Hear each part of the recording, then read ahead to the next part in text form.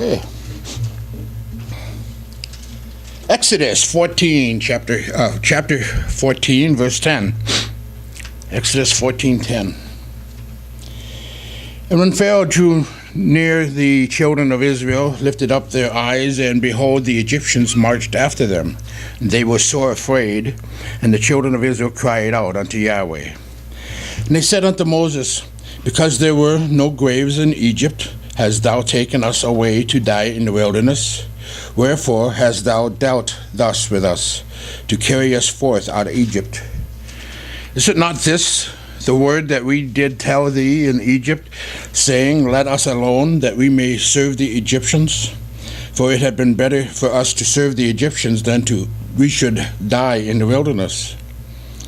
And Moses said unto the people, Fear not, stand still, and see the salvation of Yahweh, which he will show you today. For the Egyptians who you have seen today, you shall see them again no more forever. Yahweh shall fight for you, and you shall hold your peace. Yahweh said unto Moses, Wherefore criest thou unto me? Speak unto the children of Israel that they go forward. The children of Israel had just been delivered from the strong, oppressive hand of Pharaoh. Yahweh, with a mighty deliverance, had brought them out of Egypt, the land of slavery and oppression. They started their journey with high hopes and expectations towards the land of promise. Now, everything that's been taking place here applies to us in a different way. The land of Egypt is sin. We have been taken out of the land of sin if you have been repented and been baptized. He has promised us a land called the kingdom of Yahweh. Anyways, but they have marched only a few days, and suddenly they seem to be stopped in their journey. The Bible records that they encamped by the sea. I've been there. Before them is a great Red Sea. On either side of them are mountains, and behind them is Pharaoh. It's a valley. You can't go one way or the other. You either go forward or you go back. On either side of them were mountains, and behind them was Pharaoh, and his army was closing in fast. On the surface, it seems they are hopelessly trapped. For all practical purposes, there was no way out. But in the midst of chaos and confusion, the people come to Moses, and they begin to cry out to him. And as they cry to him, Moses goes to Yahweh, and he says, Yahweh, what do you want me to do? They're getting ready to stone me. What in the world do you want me to do? Now, Israel had trusted Yahweh for the deliverance, but not for their circumstances. But this is not new. David despaired and said, I will perish one day at the hands of Saul. Elijah hid in a cave and asked to die. And in 1 Kings chapter 19, verse 4, but he himself went a day's journey into the wilderness and came and sat down under a juniper tree. And he requested for himself that he might die, and said, It's enough now, O Yahweh. Take away my life, for I am not better than my fathers. If we believe, we have trusted him to save us from sin, but all too often, we will not trust him with our circumstances. There are a lot of things that cause us not to trust. Some may perhaps have a diagnosis of a disease which there is no cure. We have more month than we do money. Child who refuses to do right. A spouse that has rejected us, or perhaps we lost a job. Yahweh tells Moses there's not but one thing to do. Get up and go forward. I didn't bring you out to take you back. I didn't bring you out to leave you now. I didn't bring you out to camp here. This is not the land I promised you. There is so much more. There is nothing to go back to. All that is left is to go forward. Yahweh would tell us today, there's nothing to go back to. If you go back, you will be destroyed or have to return to slavery. And if you don't pull up the stakes now, you will probably be destroyed. The best thing for you to do is go forward. To the church, Yahweh would say, the fields are ripe unto harvest. And what I want you to do is to rise up and go on to do the things I have called you to do and the things I have asked you to do. Forget the past. Forget Egypt. Forget the pain and the agony of the past. Hurry, bury it, and go forward. To individuals, Yahweh would say, what you need to do is to get up, stop sleeping and being lazy. Stop wallowing in your pity. Stop wallowing in your agony and pain of the past and go forward. Stop wallowing in your bitterness and anger and go forward. Stop enjoying where you are and go forward. Before the church can go forward, you as an individual must go forward because it is individuals that make up the church. What you and I need to realize is we as individuals are what make up the church. And for the church to go forward, you and I must go forward first. The church can't do anything until you or I do. We are the church. We are in a new millennium. And the way things are going, it can't be long before Yeshua returns. Now is not the time to be lazy. Now is not the time to be satisfied with where we are. Now is not the time to put our stakes deeper. Now is the time to rise up and go forward. We are to be constantly moving forward until Yeshua comes. I mean, what in the world are you going to go back for? There's nothing in the world worth going back for. Why would you want to go back? Why would you want to go to the left or right? There's nothing there either. Why would you want to stay where you are and be destroyed? There's nothing left to do but go forward. Many had rather stay where they are and camp out and enjoy the view. We like where we're at. We have become satisfied and comfortable where we are. We like being depressed. We like being angry. We like not being active in the church.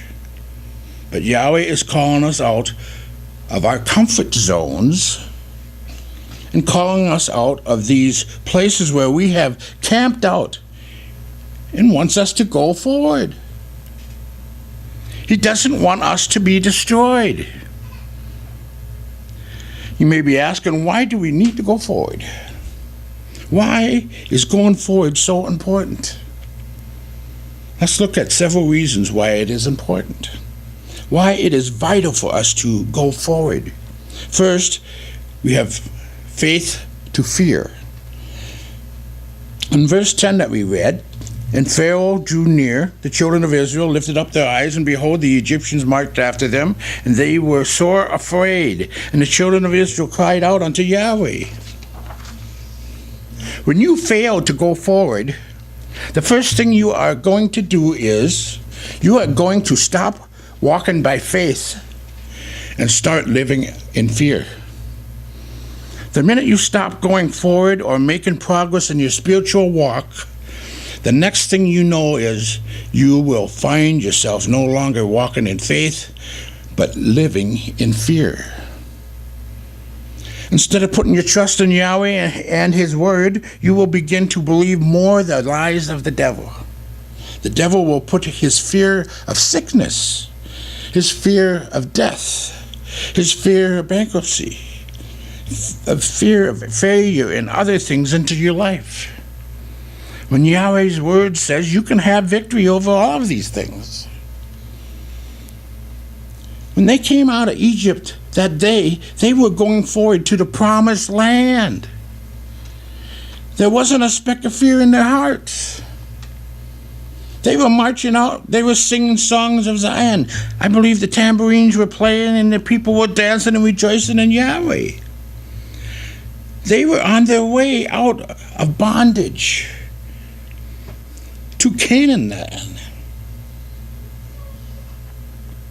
They were going forward. As long as they were moving in that direction, forward, they were full of faith and everything was all right. But the minute they stopped going forward, faith was replaced with fear. Now, instead of an army full of faith singing victory songs of Zion and marching towards Canaan, they are like a bunch of scattered sheep, crying and wailing in the wilderness, and they are filled with fear.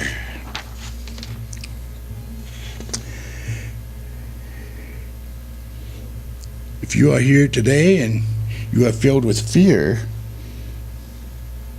it's a good sign that you have stopped in your spiritual journey, in your spiritual progress. Somewhere along the way, you have camped by the sea, and faith is being replaced with fear. Unless you pull up those stakes and get on the move again, you are in serious trouble. How easy it is to enjoy where we are, to be satisfied where we are. But that is not what Yahweh wants for us. He wants to replace fear with faith, and that comes by going forward. Then we have complaints. In verse 11, and they said unto Moses, because there is no graves in Egypt, hast thou taken us away to die in the wilderness? Wherefore hast thou thus dealt thus with us, to carry us forth out of Egypt? Next, you will start murmuring and complaining. It wasn't long before fear replaced faith, and then complaining sets in. They started complaining to Moses. They blame all their problems on Moses.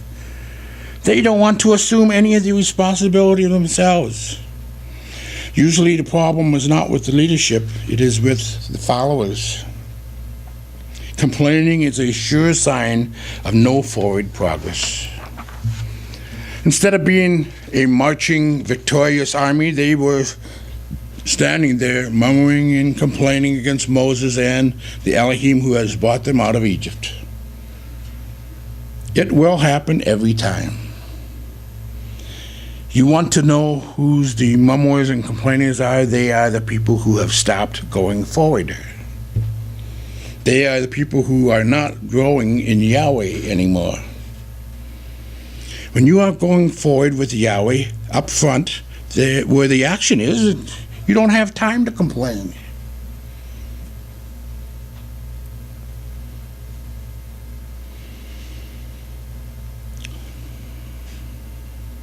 When you are spending time with Yahweh in prayer and in His Word and making progress in your spiritual journey, there's no room for complaining. It doesn't mean nothing is wrong. Something is always wrong. Life isn't always pleasant. Things don't always go to suit us. But when you are going forward with your eye on the promised land, what is our promised land? The kingdom of Yahweh. You don't have time to stop, murmur and complain. Then you have backsliding. In verse 12, is it not the word that we had told you in Egypt, saying, let us alone, that we may serve the Egyptians? For it had been better for us to serve the Egyptians than that we should die in the wilderness. Finally, they said to Moses, why don't you just take us back to Egypt? It would be better for us if we were back in Egypt. Can you imagine that? They'd just been brought out from under the whips of Pharaoh, and within 2 or 3 days, they're standing there saying, we would be better off in Egypt. Why anyone would want to go back to Egypt? Why anyone would want to go back to the world? Why would anyone want to go back to sin? Why would anyone want to go back to bondage? Why would anyone want to go back to slavery? Yet we have a lot of people looking over their shoulders. A lot are looking to the left and to the right. You want to know why? Because they have stopped going forward. They have stopped moving in the direction Yahweh wants them to go. If we stop going forward, eventually we will start going backwards. Do you ever find yourself missing some of the things of the past?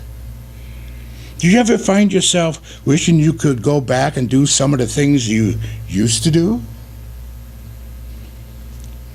If you do, then it is a good sign that you have stopped going forward. When the past looks better than the future, you have stopped going forward. Then we have words of faith. In verse 13, and Moses said unto the people, fear not, stand still and see the salvation of Yahweh, which he will show you today. The Egyptians who you have seen today, you shall see them again no more forever. Yahweh shall fight for you, and you shall hold your peace. Moses had seen Yahweh do great and mighty things. He knew Yahweh would see them through. But Yahweh said, move in faith. Faith is only faith if you act upon it. If you aren't going forward, you are hindering somebody behind you from going forward. There were several million people in that valley. The people in the 50th row couldn't go anywhere until the people in the first row moved. There are a lot of people standing behind you just watching and waiting for you to make the right move, to go forward. Moms and dads, there are children just waiting for you to stop fussing and get back on the right path and start moving forward like you used to. And if mom and dad would do it, then the children would do it. Have you ever thought that you might be holding your children back because you are the ones setting the example? If you fail to go forward, then they probably will also. I wonder how many are standing behind us just waiting for us to make the right move, to take the right step, to exercise the right kind of faith before they move. But they shouldn't use that as an excuse. But whatever, we like it or not, people are watching us. Because we aren't going forward, they won't go forward. I, for one, don't want to hold anyone back. Who is standing behind you waiting for you to move? And they can't move until you do. It has to start at the top. The church won't move until the pastor does. The church won't move until the teachers do. The children won't move until the parents do. And on it goes. We have a great army behind us. We have to move, then they can follow. It's bad enough to think that I am at a standstill in my own life, but to think that I am preventing someone else from making progress is even worse. When you fail to go forward, you prevent yourself from seeing the miraculous. Yahweh, I don't know about going forward. There's a big sea ahead of us. How are we going to get across? I think I'll stay here where it takes little faith. Verse 15, and Yahweh said unto Moses, wherefore criest thou unto me? Speak unto the children of Israel that they go forward. Yahweh told Moses, you tell this people to start moving forward. You take that rod and stretch it out towards the sea. You're going to move. When Moses obeyed and took the first step and did what Yahweh told him to do, the winds began to blow and the waters began to roll back on every side. Yahweh always moves when we are willing to obey him and take the step of faith he asks of us.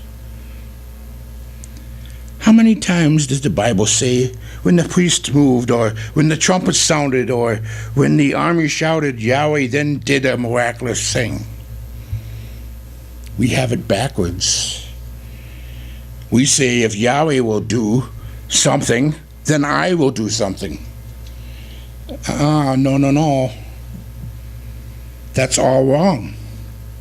It doesn't work that way. Yahweh says, you take me at my word. You step out on the water. You go forward. When you do, then I will slip my hand under you, and I will be there to see you through, and I will do the miraculous. Yahweh is waiting on you and me. If you are willing to take this step to go forward, Yahweh will part the sea and destroy the enemy. He will do the miraculous. So what is Yahweh's will for his church? What is Yahweh's will for you and me as an individual? 2 words. Go forward. Yahweh bless him. Let's go.